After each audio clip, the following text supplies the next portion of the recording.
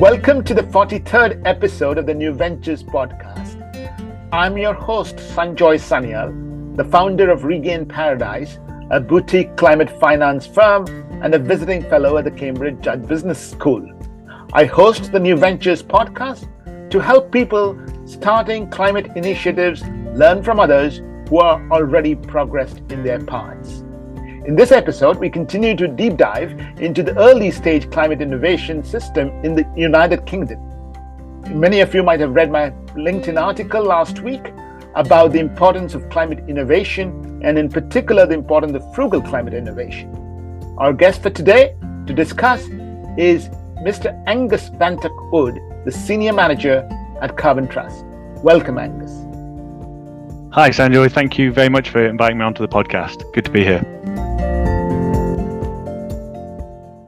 Angus, we've been talking about this early stage climate innovation ecosystem here for the last few episodes. We've had Chris Coleridge of Carbon 13. We've had Nick Lyth of the Green Angel Syndicate. We had Naveed Chaudhary of Greenhouse. So you'll be really our fourth guest on this topic. And one of the interesting things that we can talk about in this podcast is how does Carbon Trust help large organizations and government departments effectively engage in climate innovation?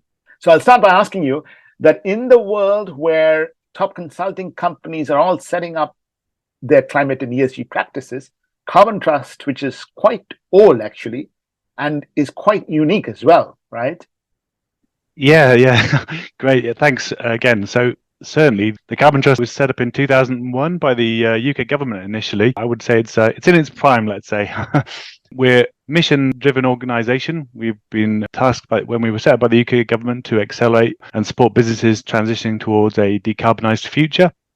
So we focus on businesses and industries. Our sister organisation set up at the same time was the Energy Saving Trusts, and that was set up to decarbonise the domestic sector in the UK. Since then, we've evolved quite a way. We've become an independent organisation, but we're still mission-driven. We're a not-for-dividends company. Essentially allows us to make profit on the commercial arm of our activities, and these profits are then recycled back into our mission. So today we have around 400 experts working in the climate space. We're in about 8 offices throughout the world: UK, South Africa, Beijing, Mexico, and the Netherlands. And that's basically where we're at today. Obviously, you've already brought out your global approach. But there's also something fairly unique about your approach as well, right? Perhaps you could start by giving us an overview of that. Yeah, so we work in a range of different spaces. I think, as I've said before, we were really set up from the inception to make kind of business sense of climate change. So we work practically with businesses, a sort of friendly body to support decarbonisation. We work in a bunch of areas very relevant to our skill sets. The first being, corporate sustainability through our business services. And this includes services supporting companies to reduce their emissions through a science-based target approach to net zero, to monitoring reducing their emissions. We work in green finance with a sort of comprehensive advisory and impact assessment services for green bonds and loans, as well as climate risk exposure assessments and target settings. We do assurance and labelling. So we work in carbon footprinting and standards, so carbon neutral certificates. We started working more on things like zero waste to landfill standards.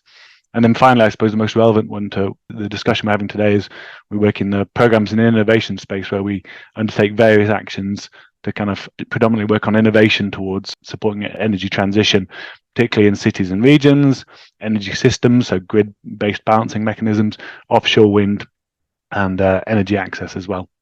And you've already mentioned that Carbon Trust is a large organization, several global offices, 400 experts. So it'll help our audience to understand your own role in this organization. Yeah, so mine, I work particularly on the program Transforming Energy Access, which is a UK government program we'll get into. I've been at the Carbon Trust now for 9 years. Previously to that, I had a PhD I acquired from the University of Exeter in renewable energy, where I was a researcher. I joined the Carbon Trust originally working in wave and tidal technology, actually, working in innovation space there in Scotland, and have since sort of pivoted over to moving on in the energy access space. That's where I am.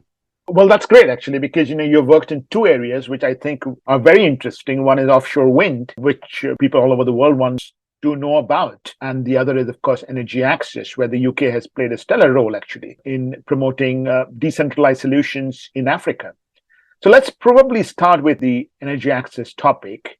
And the platform that you have, we know, is transforming energy access. How does it help promote innovation, and what is the role that Carbon Trust plays?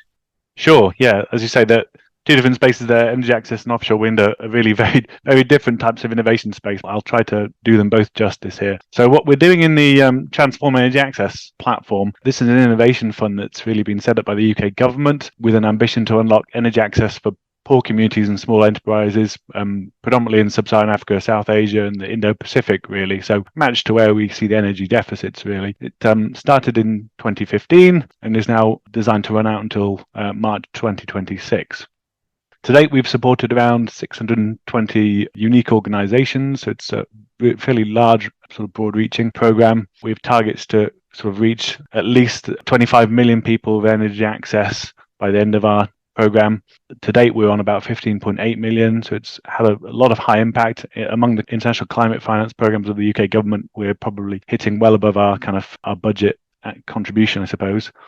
To date, we've managed to support almost 100,000 people with sustainable long-term jobs, clean energy space market, and we've managed to leverage fairly substantial amounts of private sector funding as well, around £890 million, and mitigated about 1.3 million tonnes of CO2 avoided as well, with a target to go up to 2.5 million. So as a program, how we promote energy access, I guess the UK government is providing this grant funding for partners to undertake a wide range of activities. Sort of from an academic innovation perspective, you could say that we're supporting the enabling of energy access development from a sort of systems perspective. And it's interesting, coming from my background, which was much more based in the UK innovation space, where most of the innovation work that we do is being very kind of technology focused in the UK. Working in energy access, you see that there's a lot broader range of challenges, and we've actually been empowered to use different levers to try and solve some of those solutions. We look at the main core areas, I suppose, where we do standard, I guess you'd call it standard technology, kind of widget development, where we kind of come up with technology solutions that can help unlock energy access. We also work with novel businesses and finance models to try and unlock energy access. We work on developing skills and capabilities that are needed to support the energy access transition and provide clean energy access to support sort of SDG 7, sustainable energy. And then finally, we kind of have a fairly large portfolio of projects that look at what we call kind of market building approaches. And you might think of them as being a little bit above market in terms of they support activities that individual organizations would struggle to catalyze on their own. So things like supporting the establishment of trades associations or standards and things like that, where we can basically really help to kind of legitimize a sector or a market where possible. The Carbon Trust role in this, we work as the delivery consortium for the UK government, essentially working with experts from the University of Cape Town and Energy for Impact as our partners within that. And we essentially work as the facilitating coordinator between the other direct funded projects from the UK government, as well as our own sort of downstream partners, to really maximize the impacts of the program. And that's one of the things that kind of makes it a bit novel, which I'll get into more detail on. For the innovative business model and innovative product testing, so do you have a call? Is it like a challenge fund? We have a range of different interventions that we undertake. So we look at technology accelerators that are kind of more focused solution providing innovation activity, where we know what the area of challenge is. So we might be looking at mini grids or zero emission generators, for example. And in those categories, what we'll do is we'll convene experts within the sector, whether it's mini grid developers, people around the space, to try and work out what they think the challenges and problems are, and then we'll make targeted initiatives to go and try and solve them. Quite similar to the offshore wind model, actually, which we'll get to. We also do open calls, which are kind of broader, where we know that there are some problems that need to be solved. We're looking for kind of a wider range of solutions. So we have several open calls available. One of them's the Powering Renewable Energy Opportunities program. Another one is through the Innovate UK's Energy Catalyst, which FCDO puts funding towards as well. And I guess that's more of a kind of classical high volume, light touch technology innovation grant funding type program, those open calls. So the UK government has supported actually several innovation initiatives in the area of energy access, right? We've had podcasts, we've had people from the GSMA Mobile for Development Utilities Innovation Fund. I also am familiar with the Africa Enterprise Challenge Fund. How do you kind of see your initiative in the midst of these initiatives? Yeah, that's a good question, Sanjoy. And I did listen to the GSM podcast. It was very good.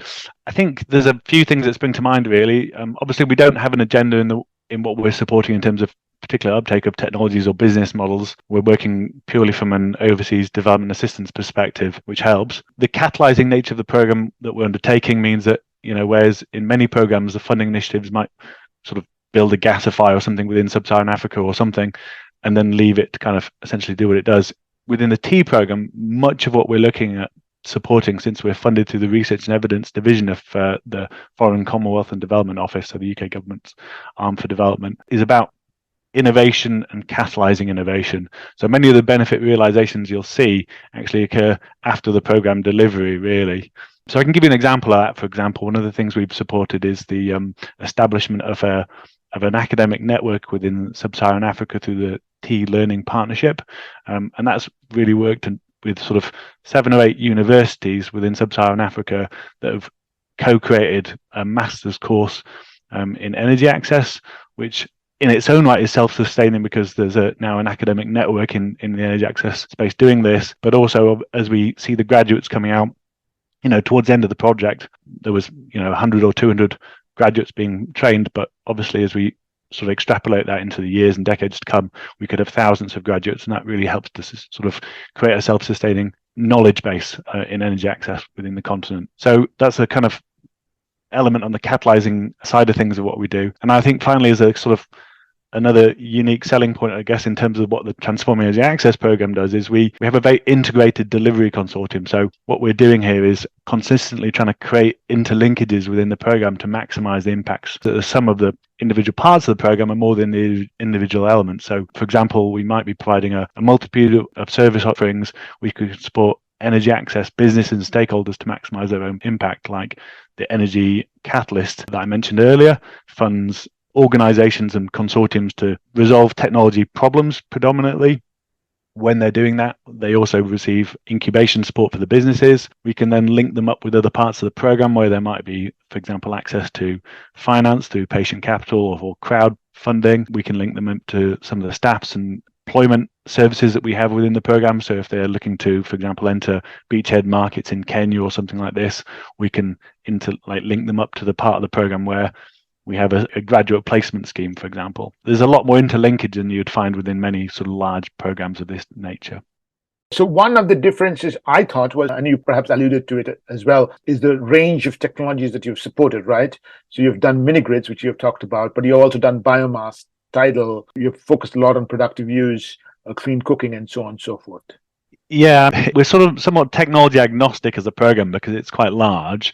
We have sister programs alongside the Transform Energy Access. There is one called Modern Energy Cooking Services, which is looking more at clean cooking. And there's one called Low Energy Inclusive Appliances, LEIA, which is looking particularly at appliances. But within the Energy Access, the Transform Energy Access Program, I'd say we're technology agnostic, but we do tend to lean towards where the solutions are providing themselves. So obviously working solar home systems and mini-grid development are probably two of the more predominant areas. But we do have work that we do technology innovation in almost every type of technology you can imagine, really, from tidal technology, biomass, cooking. We'll have some off a wide range and spectrum of different technologies and solutions. Energy storage, including novel battery chemistries and pumped hydro type activities, green hydrogen. That's just some of them, I suppose, but there's an extensive list, should I say so.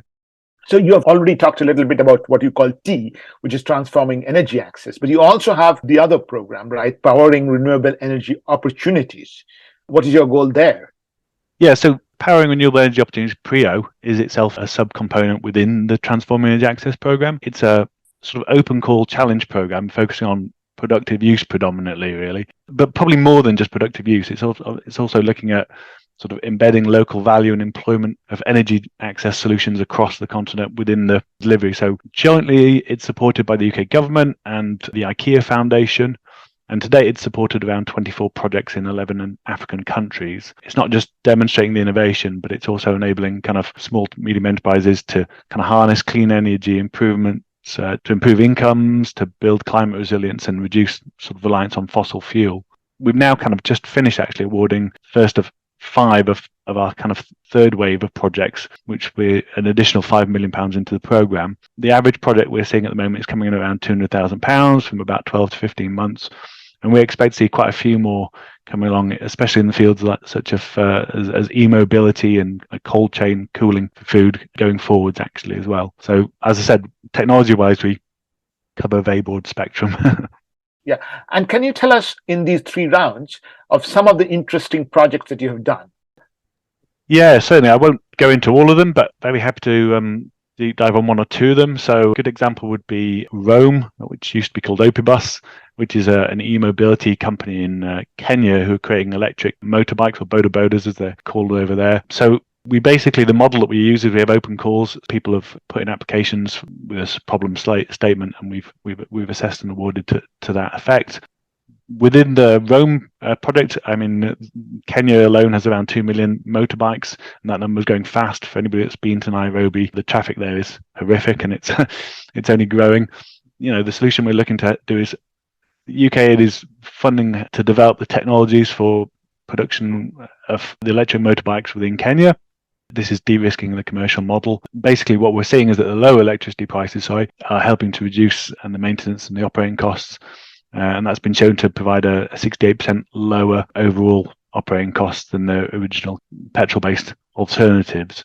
We've got lower pollution on the roads, not just CO2, but noise, which, as I said, is a major issue there. Better profitability, local manufacturing, and that's helped to kind of support both aftercare, responsiveness of customers, as well as the economic benefits within the region as well. That's a project that we've supported to support the development and delivery of those e-motorbikes from Roam. At the end of last year, that Roam entered into a strategic partnership with Uber to deploy 3,000 of these sort of Uber boda taxis, which is really showing that sort of success of the product already in the market pull for the solution that's been provided, really, which is nice. And aside to this, I suppose, really, we've also just awarded support for a different 2-wheel e-mobility project called EcoBoda, which will be looking to demonstrate the viability of micropayments for battery charging to help improve some of the revenue management for drivers. Because one of the things we do see also is that boda drivers are working with petrol engines, and they can make sort of small incremental payments for refilling of fuel, whereas obviously when you're using electric battery, it makes much more sense to fully charge, which has its own challenges in terms of cash flow.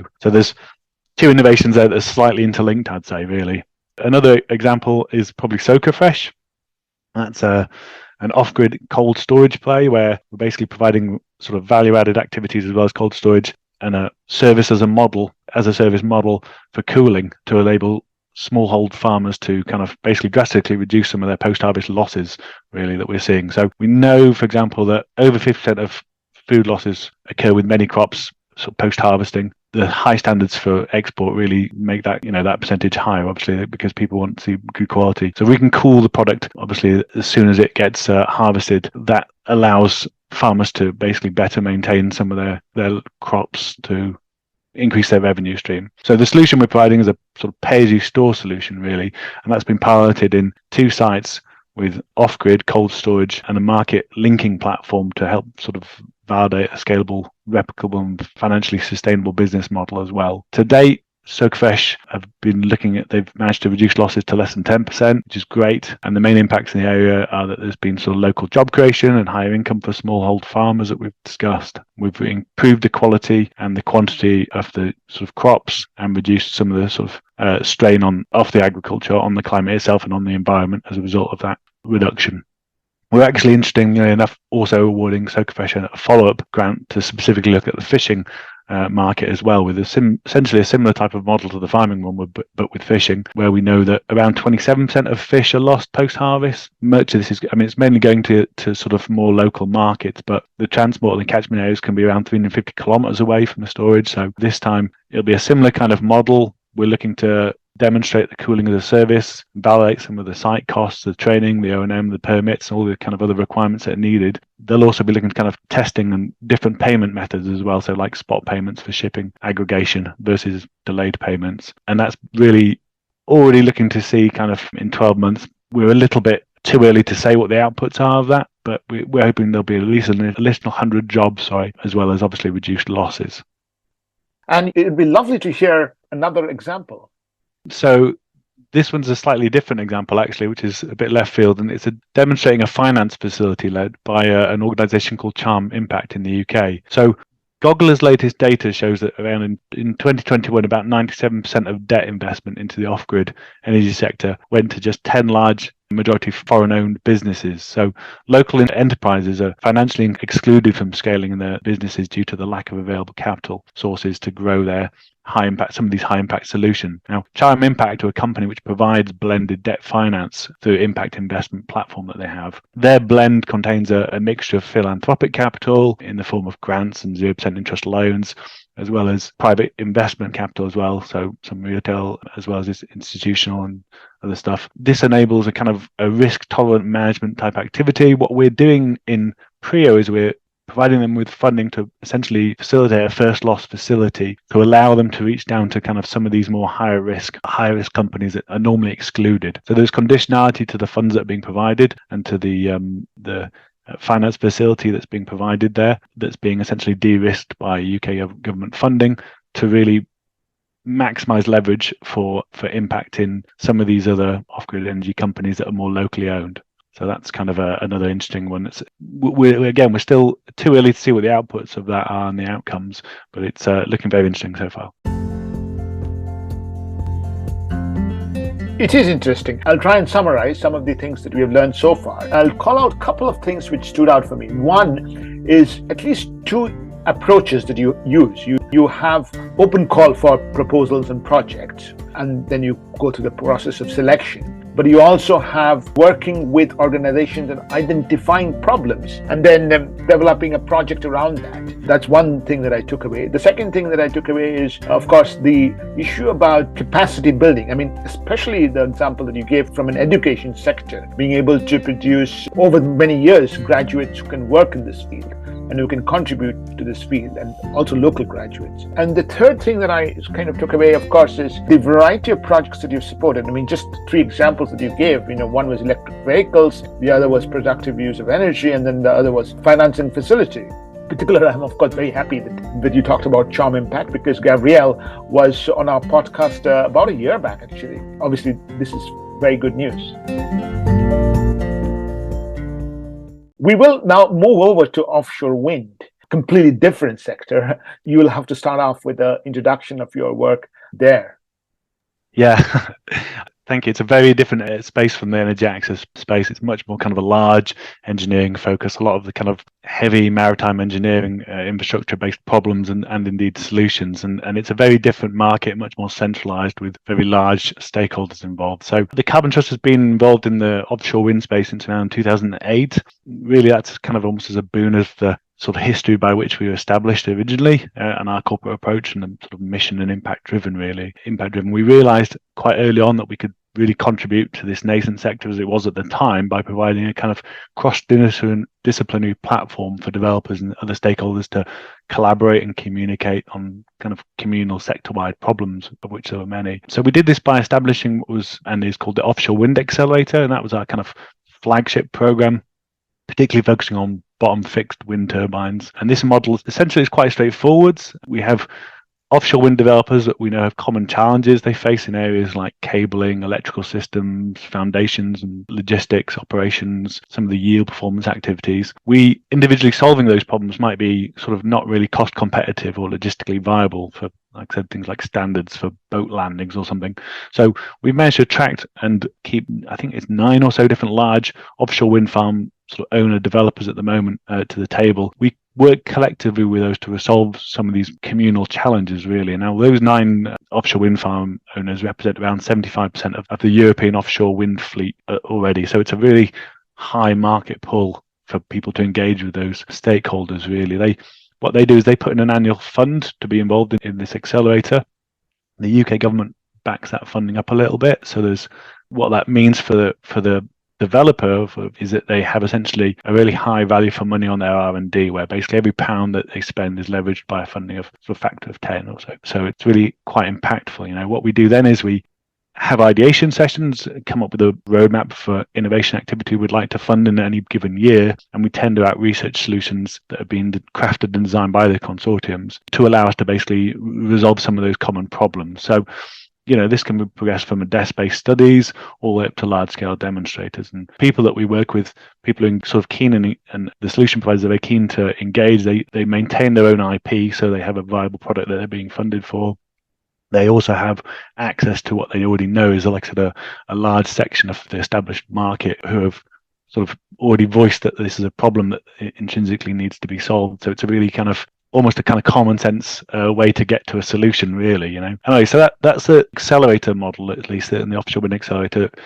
From the success of these kind of common R&D projects, we've now kind of got several other ranges of activities that we're undertaking. We do discretionary projects, which is where not all partners might want to engage in them. So they tend to last for several years and be multi-million-pound projects, looking at larger things like fabrication facilities and things like that. We are now looking at floating wind as a joint industry project, which has come along leaps and bounds and is now probably in a stage that's fairly similar to where the original offshore wind accelerator was. We look at the offshore winds joint industry project, renewables joint industry project, which is looking more at environmental elements. And then more recently, we've started a program called the Integrator, which is designed at examining some of the interplays within offshore wind and existing infrastructure, such as kind of the onshore elements, such as the main transmission grid and the regulations around that, really, to try and highlight opportunities for innovation and investment.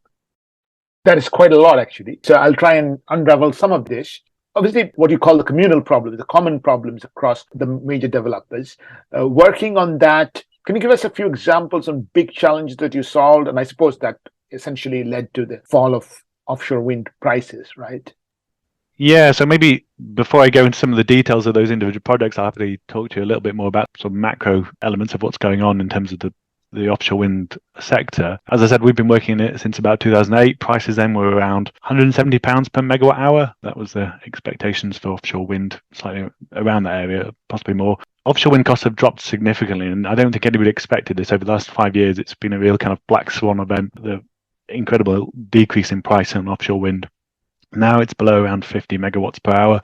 So it's really becoming a super sort of viable technology solution for many instances and for many countries where they have the resource and availability. Now, obviously, we don't take credit for that as in the offshore wind accelerator work, but we have done some pretty detailed calculations and findings, which I think conservatively would say we estimate to around 15% of that cost reduction has probably been helped and supported through the offshore wind program and its targeted technology innovation for cost reduction. So to date, there's been around £100 million spent on the offshore wind accelerator, which sounds like a large amount of money. But we think that as a result of this year, probably have a cost saving around £34 billion by 2030. So it's orders of magnitude more. That's assuming we manage to hit our growth targets for European deployment of around 60 gigawatts by 2030. Really impactful, to get in at the early stage of technology maturation and make those incremental innovation can really help reduce the trajectory of cost in the long term significantly, especially when you're dealing with something as large as the offshore wind side of things. Now, I think the other thing that's worth bearing in mind is that what we've really sort of seen is the collectivization of the stakeholders in the platform that government and companies and industries can see has got its act together, is really, certainly in the early days, helped to kind of legitimize the sector a little bit more and provide a kind of platform for many of the challenges to be resolved, like the environmental considerations, and a bit more of a voice for the sector. So that's, I think, been really valuable as well. As I'm hearing you speak, obviously, one of the things that managing the offshore wind accelerator required is a combination of economics, combination of project management, also technical issues, right? Technical management and technical design. Just curious, when you staffed the offshore wind accelerator from a carbon trust perspective, which skill set were you kind of heavy on? The project management or more the technology side? Yeah, I mean, that's a very good question. It's a bit of a mix. I mean, my own background, I have, as I said, a sort of PhD in renewable energy, particularly focusing on offshore wave and tidal, and I had an engineering background before that. I think many of the people that go into the offshore wind accelerator from a carbon trust side of things in terms of the coordination come from a technical background. Everybody, obviously, at the carbon trust is very passionate in the decarbonising agenda. Ironically enough, though, one of the sort of virtues of what we provide is that we don't have skin in the game in terms of the solutions that are being found or the technologies that are being found.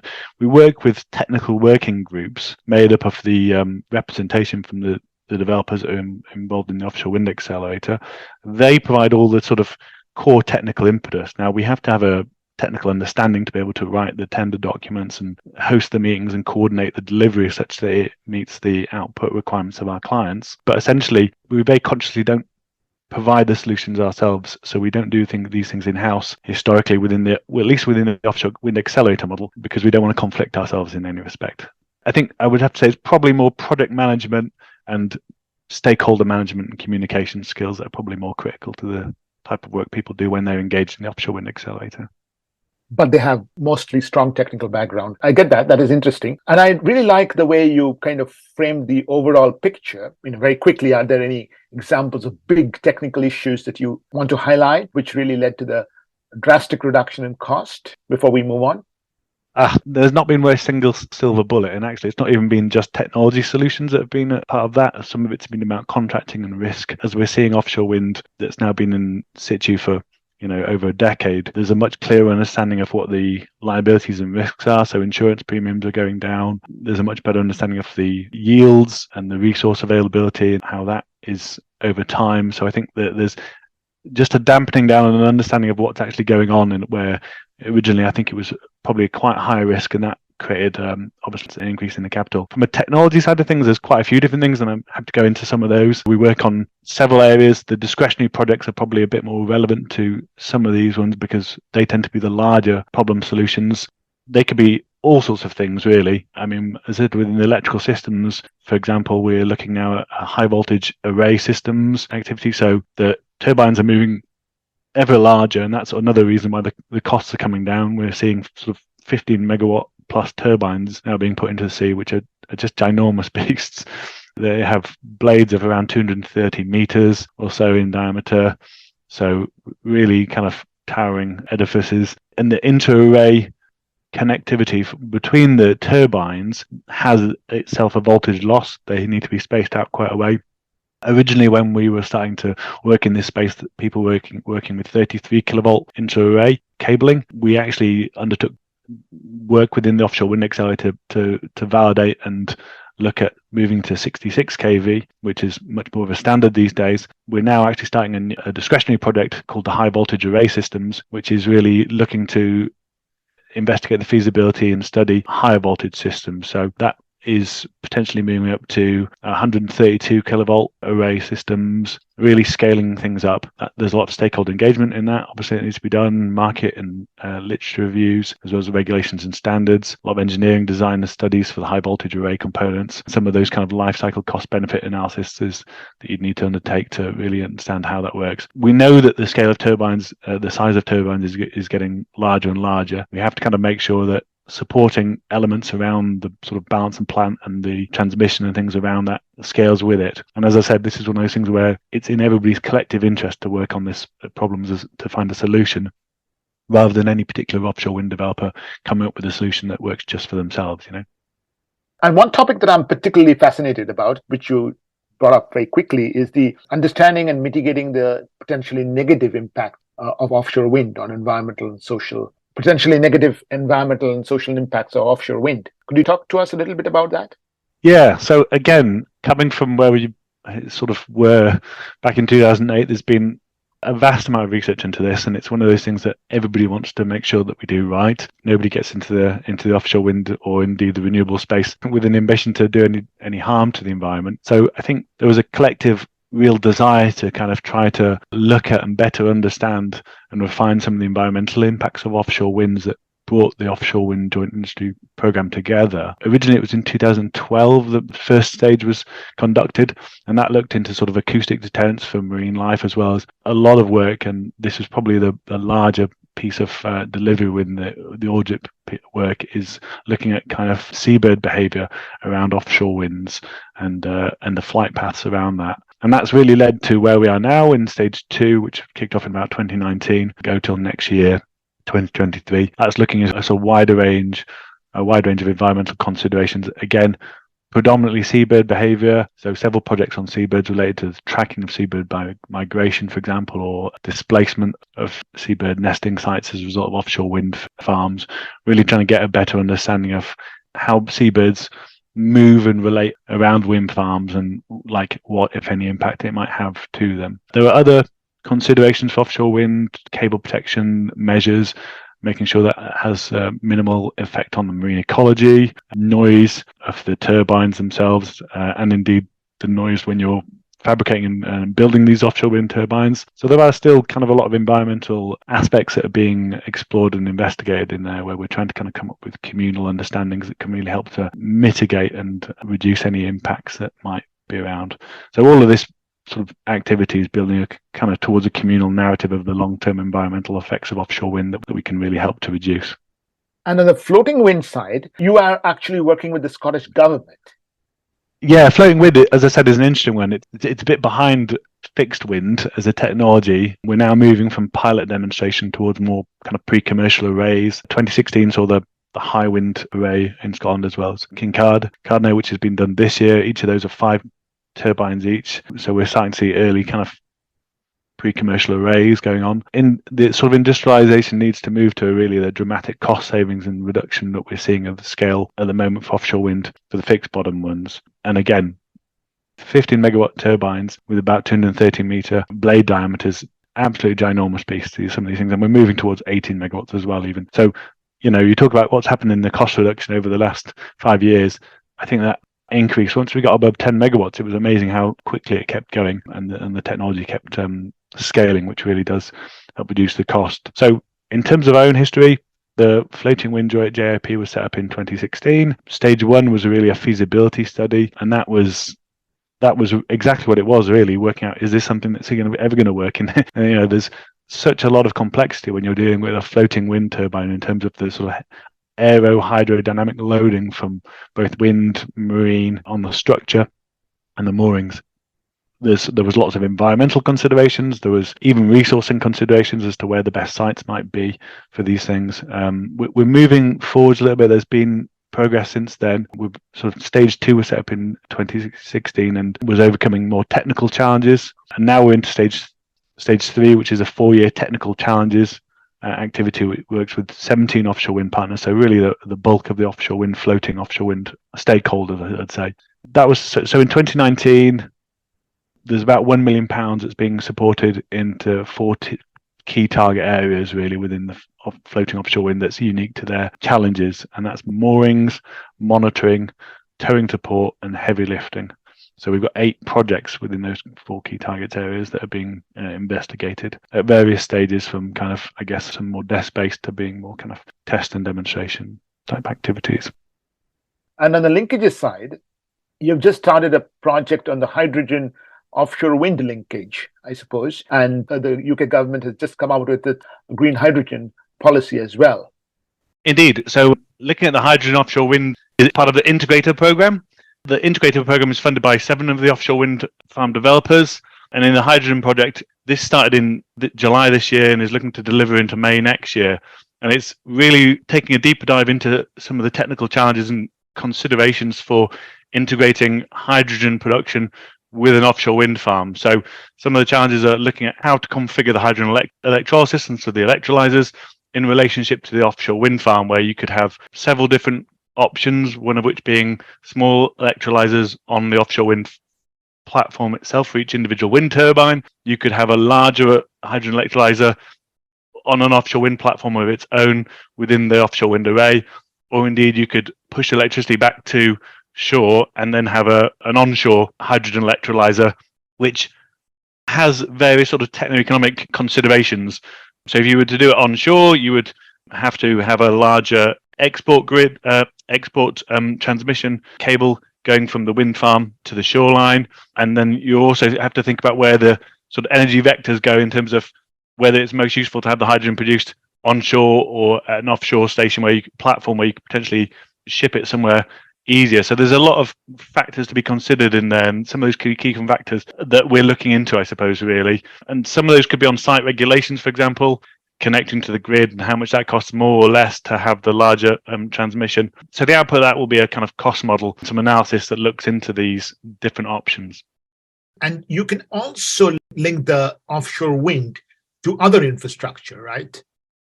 Sure.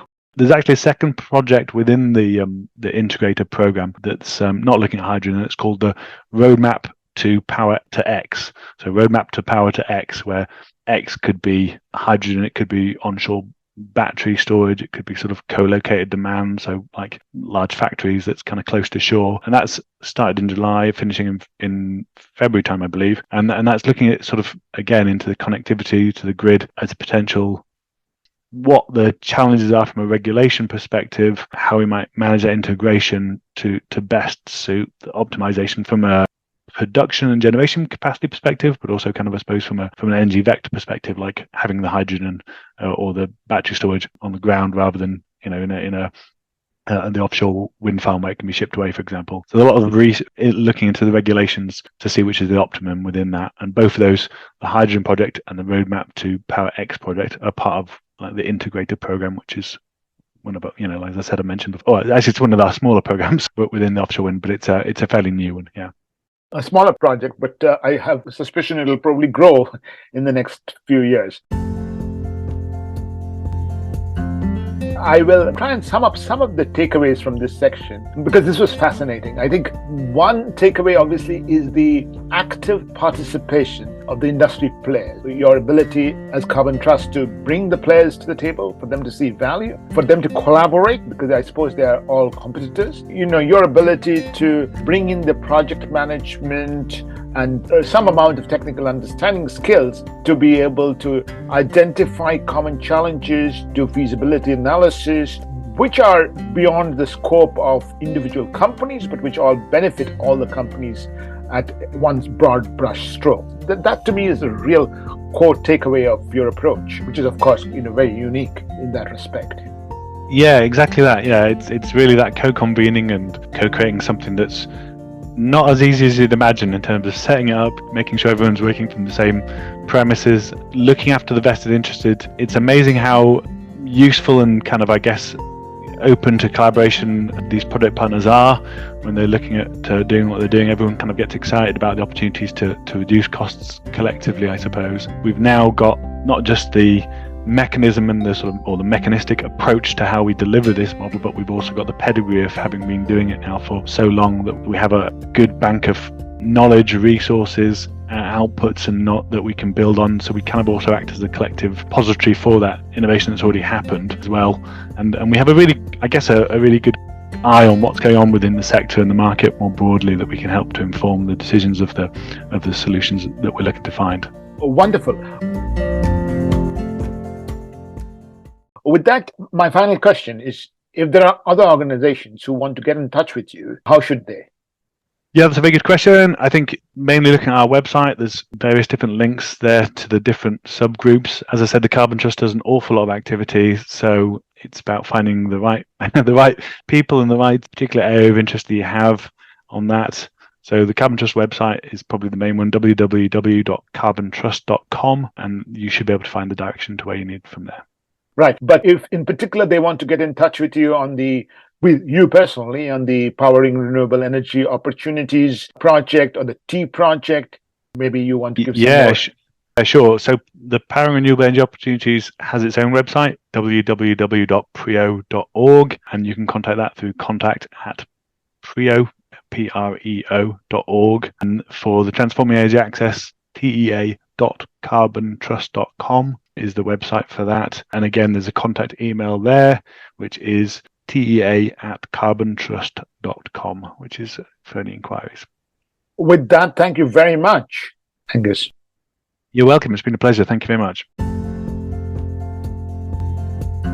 If you like this podcast, do visit us on regainparadise.org, regainparadise.com. You can reach out to me on LinkedIn, and you can also subscribe to these podcasts on Anchor, Spotify, Google, Apple, and YouTube.